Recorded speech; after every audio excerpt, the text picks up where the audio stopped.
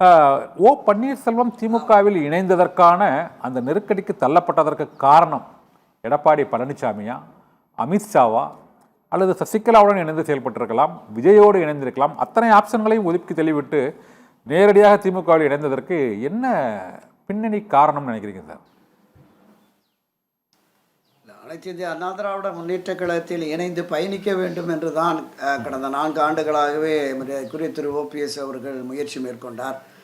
சட்ட ரீதியாக, தார்மீக ரீதியாக, அரசியல் ரீதியாக, இன்னும் சொல்ல போனால் ஆன்மீக ரீதியாக கூட இந்த முயற்சியை மேற்கொண்டார். ஆனால் பலனளிக்கவில்லை.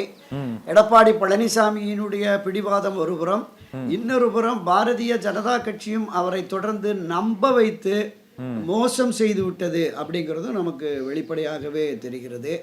எப்படியாவது ஏற்கனவே 2017 ஒரு முதல் தர்ம யுத்தத்தை முடிவுக்கு கொண்டு வந்து இந்த ஓபிஎஸ் இபிஎஸ் கரங்கோர்த்து வைத்த பாஜக இந்த முறையும் அதே நெருக்கடி அதிமுகவுக்கு இருப்பதால் அவர்கள் ஒன்றிணைந்த வலிமை மிக்க அதிமுகவை உருவாக்குவார்கள் என்று நம்பி திரு ஓபிஎஸ் பயணப்பட்டார். அந்த நம்பிக்கையும் பொய்த்து போய்விட்டது. ஒருபோதும் திரு ஓபிஎஸ் அவர்களை அதிமுகவில் இனி இணைப்பதே இல்லை, பொதுக்குழு கூடி ஒரு முடிவெடுத்து வெளியிலே அனுப்பிவிட்டோம், அவருக்கும் இந்த கட்சிக்கும் தொடர்பில்லை என்று தெரிவித்து விட்டார். அண்ணா திராவிட முன்னேற்ற கழகத்தினுடைய முதன்மை பொறுப்பில் ஒருங்கிணைப்பாளராக இருந்தவர், 3 முறை முதலமைச்சராக இருந்தவர், 10 ஆண்டுகளுக்கு மேலாக அண்ணா திராவிட முன்னேற்ற கழகத்தினுடைய பொருளாளராக இருந்து பயணித்தவர்.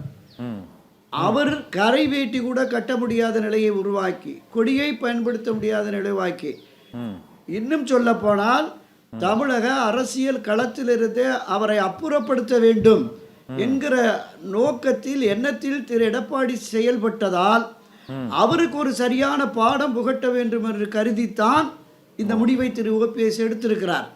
இந்த முடிவை அதிமுகவில் பயணிக்கிற எவருமே ஏற்க மாட்டார்கள், உண்மைதான், அதில் எந்த மாற்று கருத்தும் இல்லை. ஆனால் அவருடைய அரசியல் வாழ்வை தக்க வைத்துக் கொள்ள வேண்டும், அரசியல் எதிர்காலத்தை அவர் நிர்ணயிக்க வேண்டும், தீர்மானிக்க வேண்டும் என்கிற அடிப்படையில் இந்த முடிவை அவர் எடுத்திருக்கிறார்.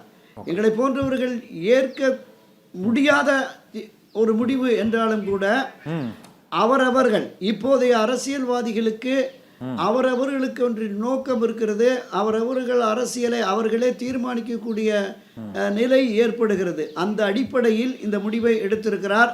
ஆனாலும் கூட அண்ணா திராவிட முன்னேற்ற கழகத்தின் நிறுவன தலைவர் புரட்சி திரு எம்ஜிஆர், செல்வி ஜெயலலிதா அவர்கள் ஆகியோர் அந்த உயர்ந்த இருக்கையில், ஆட்சி இருக்கையிலும் கட்சி இருக்கையிலும் அமர்ந்த அவர் காலமெல்லாம் திராவிட முன்னேற்ற கழகத்திற்கு எதிரான நிலைப்பாடு கொண்ட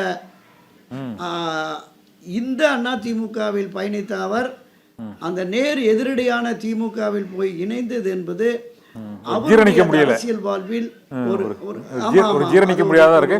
துரைக்கண்ணன், இன்னொன்னு வி கே சசிகலா கூட நீங்க வந்து முதலாக ஒரு நீண்ட பேட்டி எடுத்தது நீங்க தான்.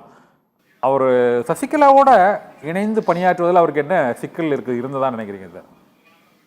இப்போ அதை தான் நான் சொல்ல வந்தேன். ஒவ்வொரு அரசியல்வாதிக்கும் தங்களுடைய தனிப்பட்ட விருப்பு வெறுப்பு, தங்களின் அரசியல் நிலைப்பாட்டை எப்படி கொண்டு செல்வது என்பதை அவர்கள் தான் தீர்மானிக்கிறார்கள். இதில் வந்து கட்சியில் நம்பி வருகிற நிர்வாகிகள், தொண்டர்கள் எதிர்காலம், இதை தாண்டி அவர்களுடைய சிந்தனை என்பது தங்களின் அரசியல் இருப்பை தக்க வைத்துக் கொள்ள வேண்டும், தங்களுக்கு துரோகம் இழைத்த அவர்களுக்கு பாடம் புகட்ட வேண்டும் என்கிற நிலைப்பாடு தான். இப்படிப்பட்ட ஒரு நிலையை, திமுகவில் சென்று சேரக்கூடிய ஒரு நிலையை திரு ஓபிஎஸ்க்கு உருவாக்கியதில் எடப்பாடி பழனிசாமிக்கு தான் முழு பங்கு உண்டு.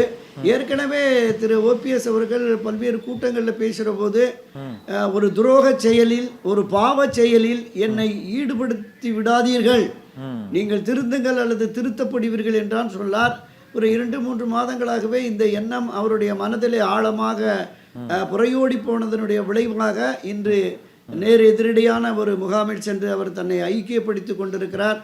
அது பின்னாளில் காலப்போக்கில் எந்த விதமான பலனை அவருக்கு அளிக்கும் என்பது போக போகத்தான் தெரியும். நான் அறிந்த வகையில் திராவிட முன்னேற்ற கழக நண்பர்கள் 1-2 பேரிடம் பேசிய பொழுது அவருக்கு கட்சியிலே முக்கிய பொறுப்புகள் கொடுப்பார்கள், ஆட்சியிலும் முக்கிய பொறுப்பு வரும், இதையும் தாண்டி சபாநாயகர் இருக்கையில் அமர வைத்து ஒருவேளை திரு எடப்பாடி பழனிசாமி வெற்றி பெற்று வந்து மீண்டும் எதிர்க்கட்சியாக அமர்ந்தால் மாண்புமிகு பேரவைத் தலைவர்களே என்று ஓபிஎஸ்ஐ அழைத்து அவர் அனுமதியோடு தான் சட்டசபையில் பேசக்கூடிய நிலை உருவாகும் என்று திமுகவினர் தெரிவிக்கிறார்கள். அது எந்த அளவிற்கு நடைமுறை சாத்தியம் என்பதை தேர்தல் முடிவுக்கு பிறகு நாம் பார்க்கலாம். கண்ணன். ஓகே துரைக்கண்ணன் சார், இப்போ ஓபிஎஸ் வந்து சபாநாயகராக பல ஆண்டுகளாக சட்டமன்ற செய்திகளை நீங்கள் வந்து சேகரித்துட்டு இருக்கீங்க. பார்வையாளர் பாடத்தில் இருந்து சபாநாயகராக இருக்கக்கூடிய ஒரு சூழ்நிலை உருவாகுமாங்கிறது ஒரு 3 மாதத்தில் தெரிஞ்சு விடும். எனக்கு இன்னொரு முக்கியமான சந்தேகம் என்னென்னா, இவங்க வந்து இபிஎஸ்க்கு எதிராக சசிகலா அணியுடன் சேர்ந்திருந்தால் அந்த வாக்குகளை டிடிவி தினகரன் கடந்த தேர்தலில் ஏற்படுத்திய சேதாரத்தை இந்த முறை ஓபிஎஸ் சசிகலா இணைந்திருந்தால் அதை ஏற்படுத்தியிருக்க முடியாதா? அவர் ஏன் இந்த திமுகவில் இணையும் முடிவை எடுத்ததை விட அது பெட்டராக இருக்கும்னு நீங்கள் ஃபீல் பண்ணுறீங்களா?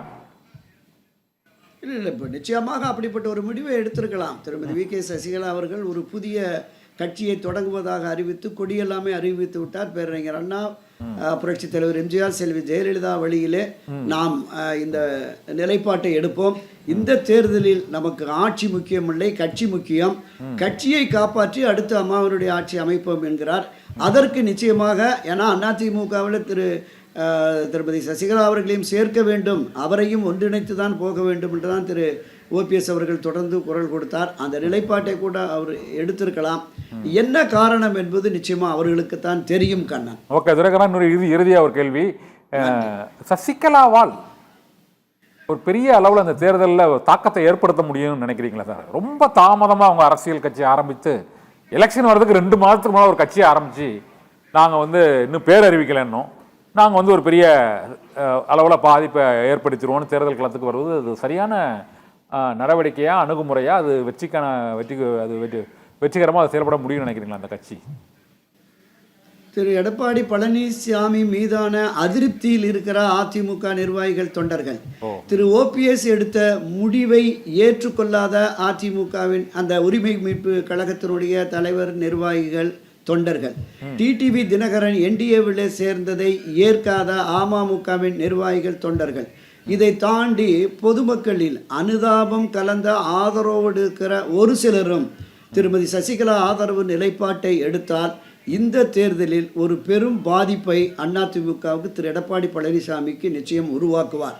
உதாரணத்திற்கு 2021 வெறும் அமமுக மட்டுமே 22 தொகுதிகளில் அதிமுக வெற்றியை பாதித்தது. அதுல இன்னொரு மடங்கு கூடுதலாக இந்த வெற்றியை சசிகலா நிச்சயமாக பாதிப்பை ஏற்படுத்துவார் என்பதுதான் யதார்த்த நிலை. கண்ணன்.